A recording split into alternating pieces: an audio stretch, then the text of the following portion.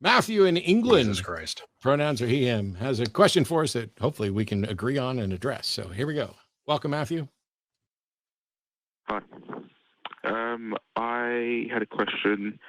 It's about the definition of atheism. I understand that this is a common theme to talk about on this show.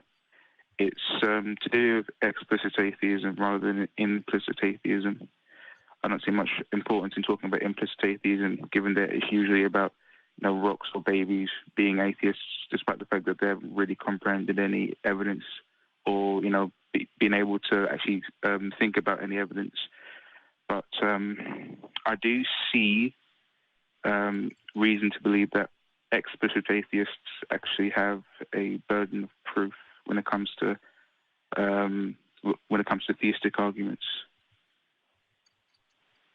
Okay, so first of all, the difference between implicit and explicit atheists is, like you were pointing out, babies, rocks, and things like that could be considered implicitly atheist because they're not able to evaluate the concept. Then explicit atheist, though, just means that you're able to evaluate the concept. So there's a difference between weak and strong atheism, which in weak atheism is I am not convinced that God exists, and strong atheism is I am convinced that no God exists.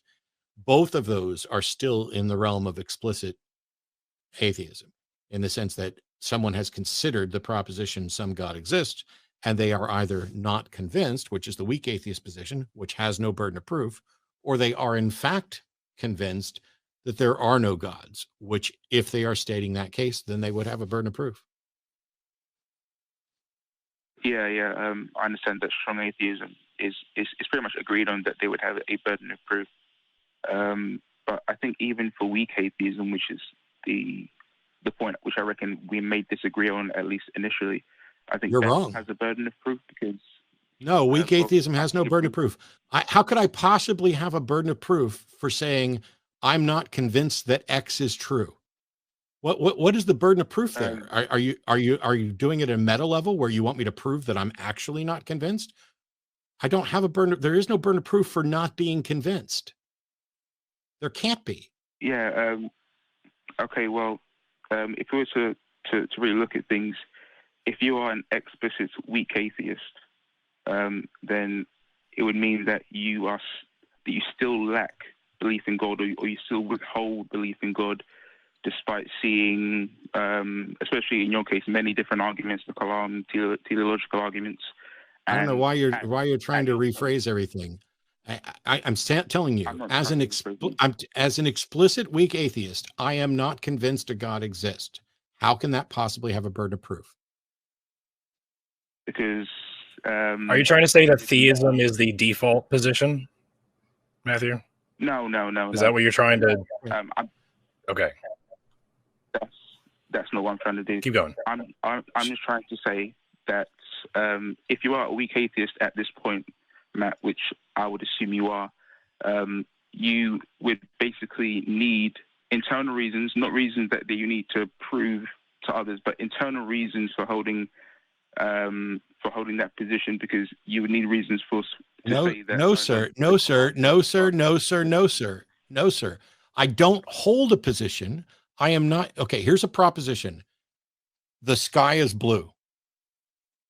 If I'm not convinced that the sky is blue, all I'm saying is I'm not convinced the sky is blue. There is no burden of proof for that, because I'm not saying it's blue. I'm not saying it's not blue. I'm saying I'm not convinced that it's blue. I don't need to justify that non-position with a burden of proof. A burden of proof applies to a positive claim of what is. It doesn't apply to I am not convinced. The only way the statement I am not convinced of X would require burden of proof is if you were asking me at a meta level to prove that I actually am not convinced.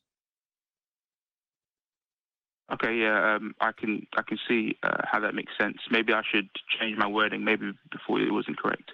You would need some sort of personal justification, not necessarily a burden. No, you don't. That comes with. No, you don't. You don't need a justification for not being convinced. Being convinced isn't a choice. Being convinced isn't even a decision.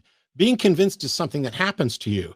And the only thing that I can say when I'm not convinced of something is I have not yet become convinced. The evidence has not yet convinced me. There is no thought process that requires, because I could be wrong or irrational and still not convinced, or I could be wholly rational and not convinced, but it doesn't give me a burden of proof to not be convinced. Yeah. Okay. Well, what are your? I mean, I think it would be safe to say that you believe that the Kalam cosmological argument isn't a sound argument either. There's something wrong with premise 1 and premise 2, or maybe that the first 2 premises don't necessarily lead to the conclusion. Like, you would have reasons for not believing in Matthew. Right? Matthew. Yeah. So first of all, this call is supposed to be about whether or not a weak explicit atheist has a burden of proof, and I say they don't. How is the Kalam cosmological argument relevant to it? The Kalam cosmological argument does not address God in either the premises or the conclusion, so it's not relevant. I was using it as an example. You Well, yourself. it's not an example. I'm sorry, Matthew, but No.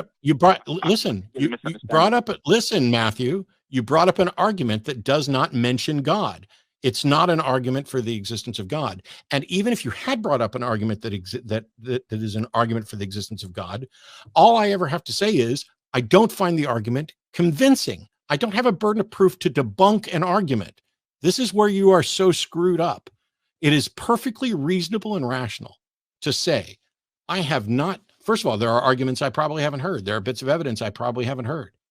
But to say I am not convinced that the proposition is true does not require a burden of proof. It is impossible. It is absurd. It is logically absurd to suggest that not being convinced carries a burden of proof. Yeah, I don't think that atheists have the burden of proof in comparison to theists.